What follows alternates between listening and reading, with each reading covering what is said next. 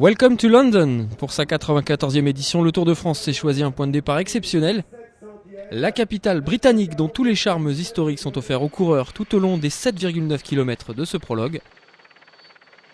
Aucune difficulté majeure au programme, le parcours est propice à une belle balade dans les rues du centre de The Big Smoke comme les Anglais surnomment Londres.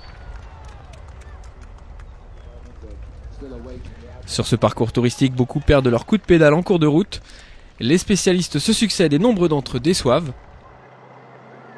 C'est notamment le cas de Paolo Savoldelli, monsieur prologue de la formation Astana, qui vient se casser les dents sur le meilleur temps provisoire établi à cet instant-là par l'Espagnol Mikel Astarloza.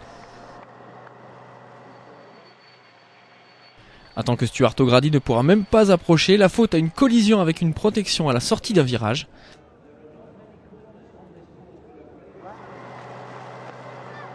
Champion des États-Unis de l'exercice, David Zabriskie signe le meilleur temps, un chrono rapidement effacé par les 9,16 canons du Russe Vladimir Karpets. Un chrono vite effacé par son compatriote champion de Russie de la spécialité Vladimir Gousseyev. Les déceptions, elles, se poursuivent. L'Espagnol Alejandro Valverde, présenté comme un des favoris de l'édition 2007, terminant très loin des meilleurs, tout comme le Kazakh Andrei Kashechkin. La désillusion de ce dernier est pourtant effacée par la grosse performance de son coéquipier allemand Andreas Klöden, meilleur temps provisoire. Un temps sur lequel beaucoup se cassent les dents, dont l'américain George Hincapie, deuxième à Strasbourg l'an passé.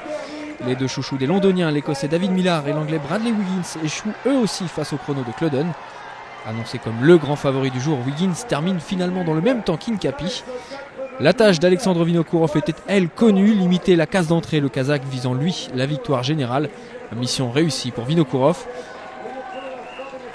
À 19h08 s'élance le dernier concurrent, le dossard numéro 11 et non le numéro 1 comme le veut la tradition. Vous le savez, le Tour 2006 se cherche toujours un vainqueur, Floyd Landis numéro 1 sur les Champs-Élysées en juillet dernier ayant été contrôlé positif. C'est donc son dauphin, l'Espagnol Oscar Pereiro Sio, qui part en dernier. Loin d'être à l'aise dans l'exercice, le coureur de la Caisse d'épargne termine à une honorable 21e place.